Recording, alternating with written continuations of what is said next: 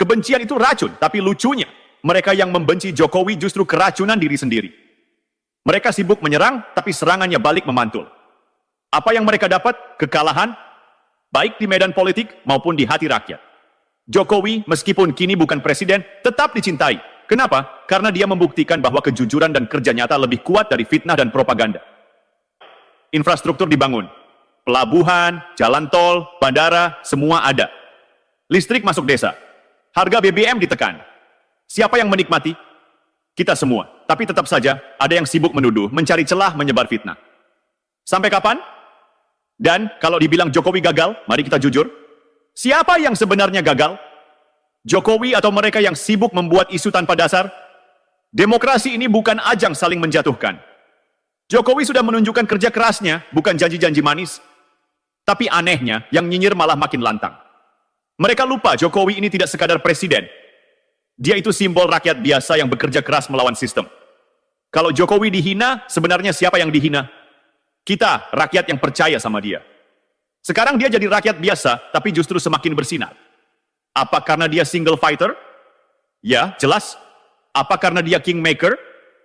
Bisa jadi.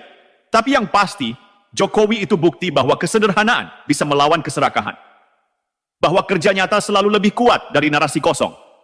Jadi kepada mereka yang terus menyerang Jokowi, berhenti menyalahkan orang lain atas kegagalan sendiri. Karena kalau terus seperti ini, kalian bukan hanya menyerang Jokowi. Kalian menyerang akal sehat.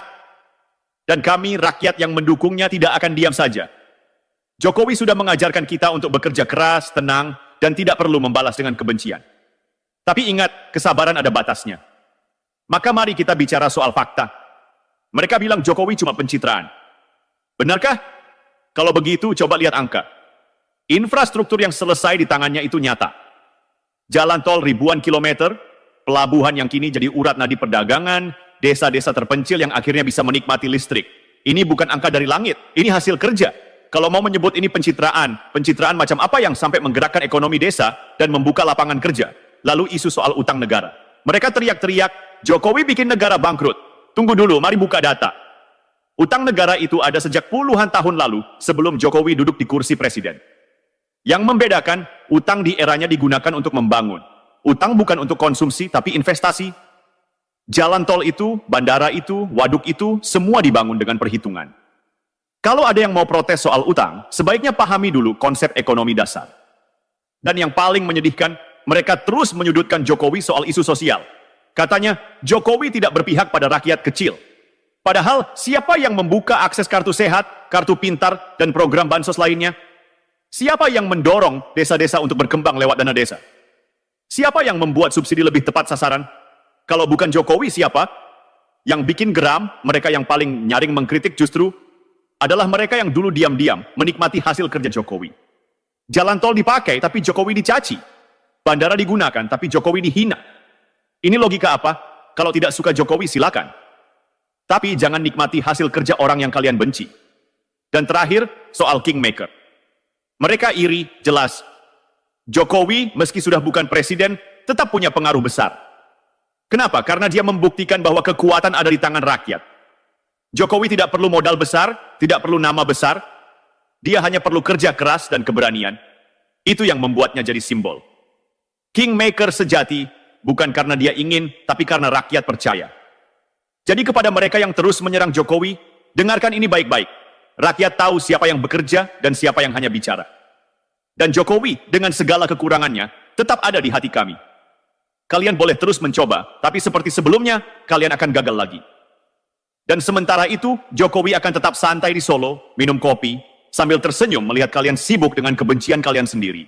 Lihatlah ironi ini.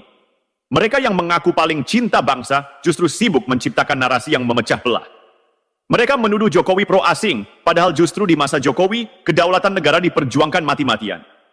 Blok Mahakam, Freeport, semuanya kembali ke pangkuan Indonesia. Ini fakta, bukan klaim.